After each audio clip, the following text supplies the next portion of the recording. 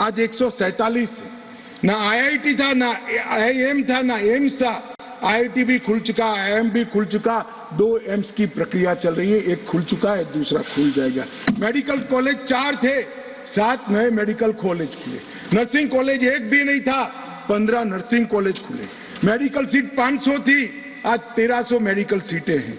PG medical seat 367 थी 70 साल में, आज 297 नई जोड़ने का काम नरेंद्र मोदी सरकार ने किया।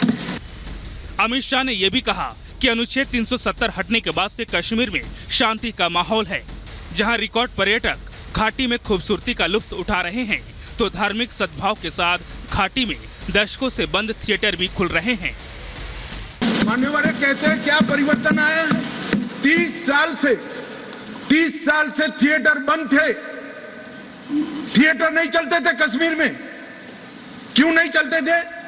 मैं इसकी मीमांसा में नहीं जाना, परंतु आज कश्मीर में 3 थिएटर चालू हो गए हैं और 18 थिएटर घाटी में खुलने के इंतजार कर रहे हैं और कई लोगों ने लोन का एप्लीकेशन किया। मान्यवर, शूटिंग नहीं होता था।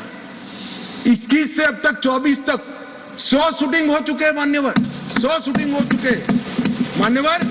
ये सब कहेंगे, इसको भी धर्म के चश्मे से देखेंगे। मैं आज कहना चाहता हूं कि मुहर्रम का जुलूस भी 30 साल तक नहीं निकला था, अभी नरेंद्र मोदी सरकार के समय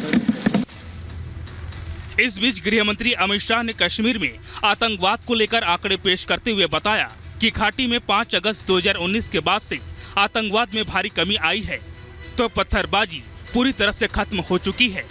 इसके अलावा घुसपैठ की घटनाओं में भी गिरावट दर्ज हुई है। 2004 से 14 जब सोनिया जी और मनमोहन जी की सरकार थी, कुल आतंकवादी घटनाएं 7,217 हुई थी और अब आतंकवादी घटनाएं सिर्फ 2,197 हुई है।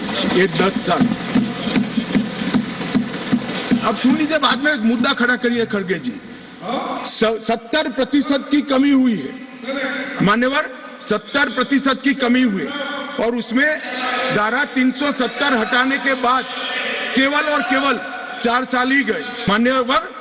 ऑर्गेनाइज्ड स्टोन पेल्टिंग 2010 में 2654 घटनाएं थी, 2023 में सिर्फ 4 साल हुए हैं, एक भी पथराव की घटना नहीं हुई।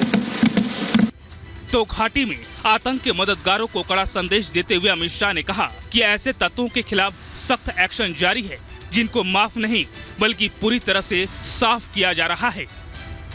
टेरर फाइनेंस के केस 32 रजिस्टर किए गए 2014 के पहले, एक भी केस।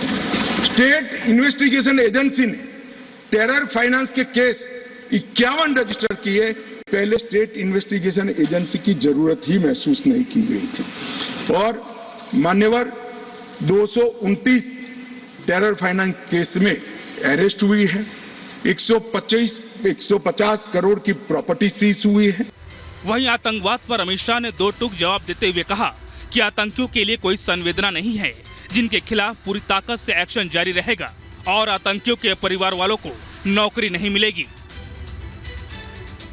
इनकी वेदना, हृदय अगर संवेदनशील है तो ही इसका अनुभव कर सकते हैं, मगर हमारे हृदय में जिनके हाथ में हथियार है, इसके लिए ही संवेदना है, तो इसका रास्ता मेरे पास नहीं है मान्यवर। मैं इनकी मदद नहीं कर सकता, क्योंकि हमारे लिए मन में संवेदना है कश्मीर के युवा के लिए, कश्मीर की बच्चियों के लिए और घाटी के भविष्य के लिए संवेदना है, आतंकवादियों के लिए नहीं।